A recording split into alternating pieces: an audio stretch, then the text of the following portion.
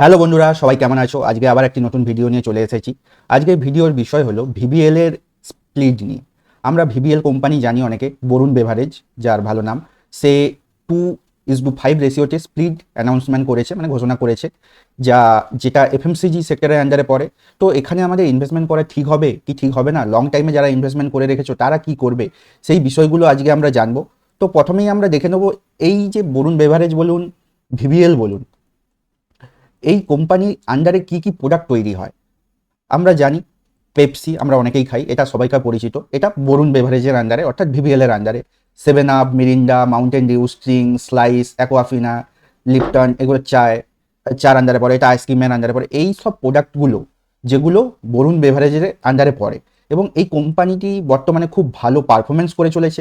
আমরা যদি আর ফান্ডামেন্টাল দেখি তো দেখতে পাবো এর মার্কেট যে ক্যাপিটাল 2,04,735 crore, যেটা খুবই ভালো। পি এবং পিবি রেশিও এগুলা মার্কেটের সাপেক্ষে ঠিকই আছে, এবং ডেট আর খুবই কম, এবং আরইও রেশিওটাও ঠিক আছে, এবং বুক ভ্যালু সেটাও ওভারঅল ঠিক আছে। ফেস ভ্যালু বলেছি আমি, এটি আগে একবার যেহেতু স্প্লিট হয়েছিল তাই জন্য ফেস ভ্যালু কমে গেছে, 5 হয়ে গেছে। তো এর যদি আমি রিটার্ন দেখি, 6 মাসে রিটার্ন 22%, যা 22%, যার এই 22% যা অ্যামাউন্ট করলে দাঁড়ায় 285 টাকার কাছাকাছি, এবং এক বছরে রিটার্ন দিয়েছে প্রায় 100%-এর কাছাকাছি, 94, যার অ্যামাউন্ট করলে দাঁড়ায় 764 টাকা, এবং 5 বছরে রিটার্ন দিয়েছে যথেষ্ট ভালো 1000%, এবং যা দাঁড়ায় প্রায় 1400 টাকার কাছাকাছি, এবং ওভারঅল যদি আমি রিটার্ন দেখি মানে অল টাইম, সেটা 1500 টাকা, এবং যার পার্সেন্টেজ 2300, এবং এটা আপাতত এখনও পর্যন্ত 10 বছর হয়নি, 8 বছর হয়েছে। 11ই নভেম্বর 2016-তে মার্কেটে এসেছিল এই স্টকটা। তো ওভারঅল যেটা ফান্ডামেন্টালি দেখতে গেলে এই স্টকটি খুব ভালো পারফরমেন্স করে চলেছে, এবং পারফরমেন্স করছেও সুদা। এবং অ্যাড যদি আমি ফাইন্যান্সিয়াল স্ট্যাটাস দেখি, তো আমরা দেখতে পাবো এর যে রেভিনিউ রয়েছে 2019-এর পর করোনাকালে সামান্য একটু পড়ে গিয়েছিল, 7 থেকে 6 হয়েছিল, কিন্তু তারপরে 2021, 22 এবং 23 সালে ক্রমাগত মার্কেট আপট্রেন্ড দেখেছে, মানে রেভিনিউ গ্রোথ করেছে। এটা খুব ভালো দিক। এবং সাথে সাথে যে প্রফিটেরও যে স্ট্যাটাস আমরা দেখতে পাই, যেটা আমরা সবসময় চাই পজিটিভ আপট্রেন্ড, সেটা 2019 থেকে 2023 অবধি কন্টিনিউয়াস আপট্রেন্ড বজায় রেখেছে। এবং সাথে সাথে যেটা সবথেকে গুরুত্বপূর্ণ, তার নিজ যে সম্পত্তি, যেটা কোম্পানির একটা দেখে আমরা ইনভেস্টমেন্ট করি, সেটার পয়েন্ট অফ ভিউতে আমরা যদি দেখি, সেটা 2019-এর পর 20-তেও ভালো প্রফিট, এবং 2021-এও ভালো প্রফিট, 22 এবং 23 সমান হারে প্রফিট করে গিয়েছে, যেটা খুবই ভালো দিক আমাদের ইনভেস্টমেন্টের পয়েন্ট অফ ভিউতে। শর্ট টাইম বলুন, লং টাইম বলুন, আমি অবশ্যই এটা আগের একটি আমি ভিডিওয় বলেছি যে এটা সুইং ট্রেডিংয়ের জন্য খুবই ভালো স্টক, আমার পছন্দের স্টক। এবং এখানে যদি আমরা এর শেয়ার হোল্ডিং প্যাটার্ন দেখি, সেখানে প্রোমোটার আমরা দেখতে পাবো যে 62%, যেটা খুবই ভালো। এবং সাথে সাথে ফরেন ইনভেস্টার, যেটা বিদেশি ইনভেস্টার আমরা নামে চিনি, এফআই, মানে এফআই যেটা আমরা অনেক শর্ট ফর্মে দেখে থাকি, সেটা রয়েছে 25%, সেটাও খুব ভালো। এবং সাথে সাথে রিটেল অ্যান্ড আদার, মানে যেটা আপনি আমাদের মতো যে ইনভেস্টার, সেটা প্রায় 7%-এর একটু বেশি রয়েছে। মিউচুয়াল ফান্ড রয়েছে 2.42, এবং ডোমেস্টিক মানে দেশীয় ইনভেস্টার যারা, তারা রয়েছে 2.12%, যেটা খুবই ভালো হিসাবে ধরা যেতে পারে। এবং মার্কেটে যে আমি একবার আইডিয়াল বলেছিলাম কত পার্সেন্ট শেয়ার হোল্ডিং প্যাটার্ন থাকা উচিত, ওভারঅল পয়েন্ট অফ ভিউতে যদি আমরা একে দেখি, এটি খুবই একটি ভালো ফান্ডামেন্টাল স্টক হিসাবে আমরা বলতে পারি। এবং সাথে সাথে যদি আমরা এর বারটাকে দেখি, কন্টিনিউয়াস আপট্রেন্ড বজায় রেখেছে। মানে মার্কেট যেমন একটা আইডিয়াল স্টক আমরা পছন্দ করি, এরকম ধীরে ধীরে একটু উঠবে, একটু নামবে, একটু উঠবে, একটু নামবে, সেই স্ট্র্যাটেজি বজায় রেখেছে। এবং কন্টিনিউয়াস সেটা 2016 থেকে 2024, বর্তমানে এর দাম আমি যখন রেকর্ডিং করছি, মানে যখন এটা স্ক্রিনশট নেওয়া, তখন 2 আগস্ট 11টা 6, তখন এর দাম চলছে 1570 টাকা। তখনও পর্যন্ত এটি কন্টিনিউয়াস বজায় রেখেছে এর র্যালিটা। তো ওভারঅল পয়েন্ট অফ ভিউতে ফান্ডামেন্টালি দেখতে গেলে এই স্টক একেবারে ওকে। এবার যদি যে বিষয়ে আমরা আজকের মূল ভিডিও, যে এটি ডিভিডেন্ড দেয় কীরকম, এবং যে স্প্লিট হবে, সেই পয়েন্ট অফ ভিউতে স্টকটি কীরকম, যে আমাদের এন্ট্রি নেওয়া উচিত কিনা। তো ডিভিডেন্টের পয়েন্ট অফ ভিউতে যদি আমরা বলি, আর ডিভিডেন্ড খুব একটা বেশি দেয় না, কারণ এর রিটার্ন খুবই বেশি। আপনি যদি যে কোনো ভালো স্টক যেগুলোর রিটার্ন খুব ভালো দেখতে পাবেন, যে বছরে প্রায় 80% থেকে 90%-এর কাছাকাছি রিটার্ন দিয়ে দেয়, 70ও বলা যায়, 70, 90 এরকম পার্সেন্ট রিটার্ন দেয়, সেই স্টকগুলোতে ডিভিডেন্ড খুবই কম। তাই জন্য ডিভিডেন্ডের পয়েন্ট অফ ভিউতে এই স্টক যদি আপনি ইনভেস্টমেন্ট করতে চান না করাই ভালো। কিন্তু এ বছর বছর এ ডিভিডেন্ড দিয়ে দেয়। যদি ডিভিডেন্ডের পয়েন্ট অফ ভিউতে আপনি ইনভেস্টমেন্ট করতে চান তো অনেক স্টক মার্কেটে রয়েছে, যেমন আইটিসি, তারপরে আরও রয়েছে আইওসি, এগুলো খুব ভালো ডিভিডেন্ড দেয়, যে বছরে 6 টাকা 7 টাকা, এবং শেয়ার প্রাইসও এত দাম নয়। তাই জন্য বলবো যদি তোমরা ডিভিডেন্ডের পয়েন্ট অফ ভিউতে ইনভেস্টমেন্ট করতে চাও তো তোমরা অন্য স্টক দেখতে পারো। তো এরপরে যে মেন বিষয়টা আমাদের দেখতে হবে যে স্প্লিট। আমরা যদি স্প্লিট এবং বোনাস হিস্ট্রি দেখি, এটি 3বার অলরেডি বোনাস দিয়ে দিয়েছে। এটাই হচ্ছে আজকে ভিডিওর মূল বিষয়, যে আমরা যে স্প্লিট হবে কিভাবে আমরা স্প্লিট পাবো এবং এর আগে কিভাবে স্প্লিট হয়েছে। তো এর 19 থেকে 22 পর্যন্ত এই স্টকটি 3বার বোনাস দিয়েছে। প্রথমবার 2019-এ যখন বোনাস দেয় সেটা 1:2, মানে একটা স্টক থাকলে দুটো। ঠিক একই রূপভাবে 2021-এও দেয়, 2020-তে করোনার কারণবশত দেয়নি, এবং 2022-এও 1:2 রেশিওতে এ বোনাস দিয়ে গিয়েছে। তার ফলে এই সময় ফেস ভ্যালু কোনোভাবে কমেনি, ফেস ভ্যালু 10ই ছিল। কিন্তু এই সময় ফেস ভ্যালু 10 ছিল যতবার বোনাস দিয়েছে। কিন্তু 2023-এ যখন এই স্টকটি স্প্লিট করে তখন এর ফেস ভ্যালু 5 হয়ে যায়। তখন কি হিসাবে দেয়? 5:10, মানে আপনার কাছে যদি এটাও যদি 5:10 করা যায়, মানে আপনার কাছে যদি একটা স্টক থাকতো আপনি সেটা পেয়ে যেতেন, দুটো স্টক পেয়ে গিয়েছিলেন 2023 সালে। ঠিক অনুরূপভাবে এবছর 2024 সালে একটু অন্যরকমভাবে হচ্ছে, 2:5 অনুপাতে স্প্লিট হচ্ছে। এটা একটু ক্যালকুলেশনটা জটিল, কিন্তু অনেকে এতে ভয় পাচ্ছে যে কি হবে যাদের বিজোড় সংখ্যার স্টক রয়েছে, যাদের ধরো 3টে, আমি কথাই ধরছি, আপনার কাছে অনেক থাকতে পারে, 11টা স্টক রয়েছে, বা যাদের ধরুন 101টা স্টক রয়েছে, এই ধরনের বিজোড় সংখ্যার স্টক যাদের কাছে রয়েছে তাদের কি হবে, এটা একটা চিন্তার বিষয়। কিন্তু ওভারঅল পয়েন্ট অফ ভিউতে আমরা যেটা দেখলাম, এটি স্প্লিট দেয়, বোনাস আগে বোনাস দিয়েছে পরপর 3 বছর, তারপর আগের বছর স্প্লিট দেওয়ার পর এবছর আবার স্প্লিট ঘোষণা করছে ডিভিডেন্ডের সাথে। কিন্তু তার রেশিওটা 2.5-এর জন্য আমাদের মনে একটু কনফিউজ সৃষ্টি হচ্ছে। তো আমরা কিভাবে স্টক পাবো, এবং যখন স্টক পাবো তখন এই শেয়ার প্রাইস কততে এসে দাঁড়াবে, সেটা আমাদের মধ্যে একটা সন্দেহের ভাব সৃষ্টি করেছে। চলুন আজকে আর সেই বিষয়ে আমি কথা বলছি, যে কোনো সন্দেহ থাকবে না, আমি এখানে ফুললি ক্যালকুলেশন করে তোমাদের বুঝিয়ে দেবো। ধরুন আপনার কাছে দুটো স্টক আছে, প্রথমে সহজ বর্তমান সময়, যার প্রাইস 1500 টাকা, যেদিন স্প্লিট হবে সেদিনের সাপেক্ষে আমি অ্যাপ্রক্সিমেট ধরলাম, এখন বেশি থাকতে পারে কমও থাকতে পারে। যদি 2.5 রেশিওতে একে আমি ভাগ করি, তাহলে আপনি স্প্লিট হওয়ার পরে আফটার স্প্লিট আপনি 5টি স্টক পাবেন, এবং আপনার তখন শেয়ার প্রাইস দাঁড়িয়ে যাবে 600 টাকা। এটা তো খুবই সোজা। কিন্তু আপনার কাছে যদি 3টে স্টক থাকে তখন আপনি কি করবেন? 3টে স্টক থাকলে আপনার যদি 3 দিয়ে গুণ করা যায় তখন আপনি পাচ্ছেন 7.5, মানে 7টা স্টক আর একটা হাফটা স্টক। কিন্তু শেয়ার মার্কেটে এরকম কোনো জায়গায় হাফটা স্টক দেওয়া যায় না ভেঙে, সেখানে আপনার ক্যালকুলেশন করলে সেই 600ই দাঁড়াচ্ছে। তখন কি হতে পারে? একটাই জিনিস হয় সাধারণত, এইরকম সিচুয়েশান আগেও অনেক স্টকে হয়েছে, সেটা হলো এই যে 0.5, এই 0.5-এর দাম যেটা হবে, একটা স্টকের দাম যদি সেই সময় 600 টাকা হয়, 0.5 স্টকের দাম 300 টাকার কাছাকাছি হয়, এবং সেইটা আপনার ডিম্যাট অ্যাকাউন্টে ট্রান্সফার করে দেয় শেয়ার হোল্ডার, মানে কোম্পানি।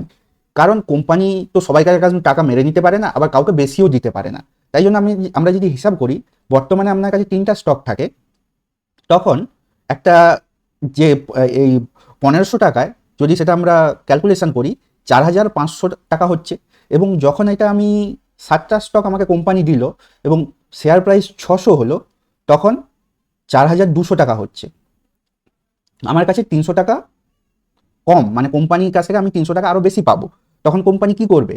এই যে দুটোকে বিয়োগ করলে একটা জিনিস দাঁড়াচ্ছে, সেটা হলো 300 টাকা কোম্পানির কাছে থাকছে, সেই কোম্পানি 300 টাকা পরে আপনার ডিম্যাট অ্যাকাউন্টে ট্রান্সফার করে দেবে।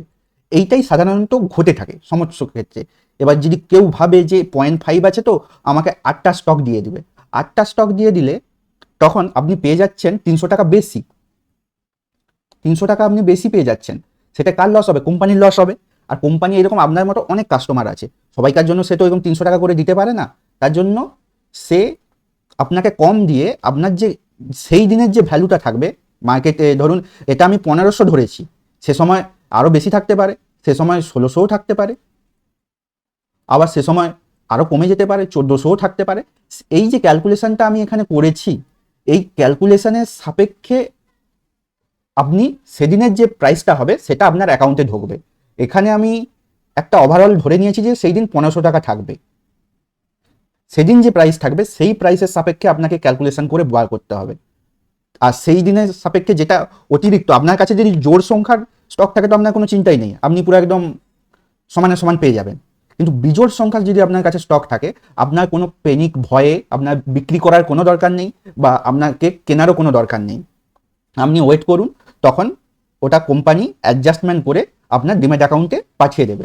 এবার অনেকে ভয় লাগে যে দেবে কি দেবে না, এটা আপনার মতো নয়, আমার মতো নয়, এরকম হাজার হাজার লোক আছে, তারা তো প্যানিক সৃষ্টি করবে না, কোম্পানির নামে কেস করে দেবে। তাই বলবো ভয় পাওয়ার কিছু নেই। এই যে ক্যালকুলেশন আমি আপনাদের দেখালাম, এই ফর্মেটেই আপনাকে কোম্পানি তার শেয়ার স্প্লিটের পর আপনাকে দিয়ে দেবে। তো এরপরে সব থেকে গুরুত্বপূর্ণ বিষয় যেটি আমাদের মনে খেলে যে হ্যাঁ স্প্লিট তো দেবে, তো আমি লং টাইম ইনভেস্টার, আমার আগে থেকে ইনভেস্টমেন্ট করা রয়েছে, তো আমি কি করব? হ্যাঁ, আপনি যদি লং টাইম ইনভেস্টার হয়ে থাকেন, আপনার কোনো ভয়ের কোনো কারণ নেই। আপনি আগেও দেখেছেন 6 মাসে, 1 বছরে, 5 বছরে কীরকম রিটার্ন দিয়েছে। আমরা আশা করি পরবর্তী 5 বছরে, আরও 5 বছরে আরও ভালো রিটার্ন দেবে।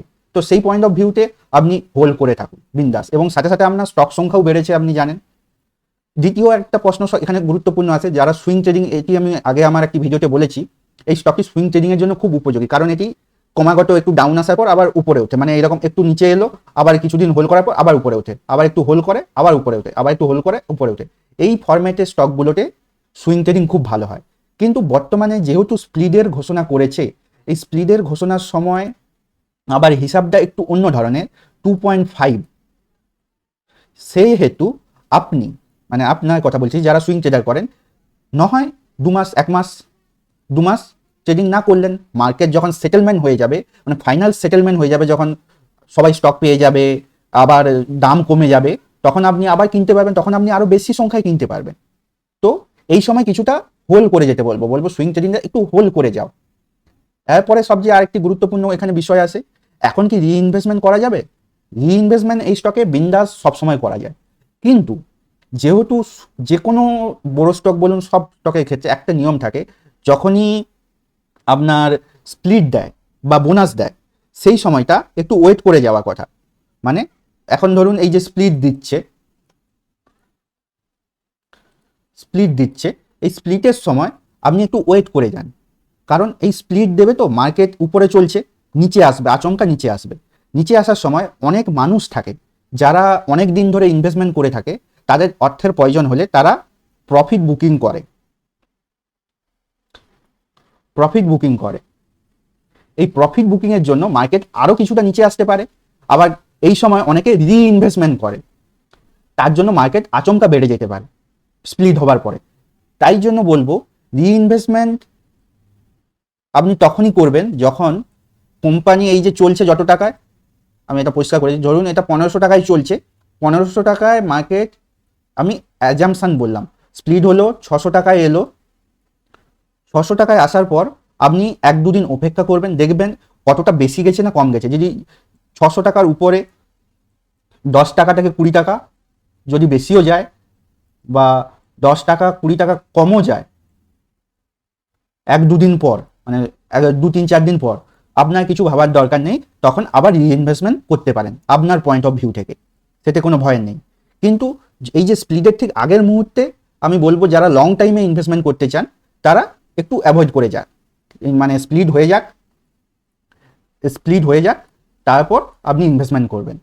তারপরে আরেকটি গুরুত্বপূর্ণ বিষয় যেটি এতক্ষণ বললাম যে স্প্লিটের পর ইনভেস্টমেন্ট করবে, অনেক ট্রেডার থাকে যারা এইসব স্প্লিট এবং বোনাস সে সময় ফাটকা খেলে। অর্থাৎ মানে অনেক সময় আমরা দেখেছি কোনো স্টক যখন বোনাস ঘোষণা করে, সেই বোনাসের ঠিক পরে স্টক আচমকা অনেকটা উপরে উঠে যায় এরকম চাঁ করে। তাই জন্য অনেকে সেইটা ঢুকে যায়, কারণ তারা জানে যখনই স্প্লিট হবে ওই প্রাইসে, যে প্রাইসে থাকবে, ধরুন এখন 1500 টাকা আছে, আমি কথাই ধরছি, এটা স্প্লিট ঘোষণা হলো, যদি 2000 টাকা হয়ে যায়, তো সেই প্রাইসেই আপনাকে কিন্তু 5টা স্টক পেয়ে যাবেন, 2টো স্টক থাকলে। তো আপনার প্রফিট হচ্ছে অনেক স্প্লিডের জন্য। সেই পয়েন্ট অফ ভিউতে অনেকে স্প্লিডের সময় ইনভেস্টমেন্ট করে। তো আপনি যদি এই ধরনের ইনভেস্টার হয়ে থাকেন, তো আপনি রিস্ক নিয়ে এসএল লাগিয়ে ইনভেস্টমেন্ট করুন, সেটা আপনার রিস্ক সম্পূর্ণ। সেটা আমার তরফ থেকে কোনো ধরনের অ্যাডভাইস থাকবে না যে আপনি স্প্লিডের ঠিক আগে ইনভেস্টমেন্ট করুন। আমি সবসময় বলবো স্প্লিড হয়ে যাক, সেটেলমেন্ট হবে, সেই সময় ইনভেস্টমেন্ট করবেন। আর যারা আগে থেকে করে রেখেছে তাদের ভয়ের কোনো কারণ নেই, তারা হোল্ড করুন কিছু সময়ের জন্য, স্প্লিড হবে, আবার যদি আপনার রিইনভেস্টমেন্ট করার ইচ্ছা হয় তখন রিইনভেস্টমেন্ট করবেন। এবার সব থেকে গুরুত্বপূর্ণ একটা বিষয় থাকে, অনেকে থাকে যারা এই যে 1500 টাকা স্টক একসঙ্গে তো অনেকে কেনা সম্ভব হয় না, কেউ প্রতি মাসে 5টা কেনে, কেউ 10টা কেনে। তো তাদের ক্ষেত্রে বলবো, তারা কি এই সময় এসআইপিটা মানে কেনাটা বন্ধ করবে? বলবো না। তোমরা যে হারে কিনে এসেছো, তোমরা ধরো তোমাদের টার্গেট হচ্ছে ধরো 200টা, আমি 100টা কি 200টা আমি ভিভিএল স্টক করব, আমি 1 বছর আগে থেকে টার্গেট নিচ্ছি, আমি প্রতি মাসে 1 বছর আগে থেকে টার্গেট নিচ্ছি, আমি প্রতি মাসে 5টা কিনবো বা 10টা কিনবো, যাই কিনি। আপনি প্রতি মাসে একটা নির্দিষ্ট সময় যখনই দাম কমছে আপনি এসআইপি চালিয়ে যাবেন।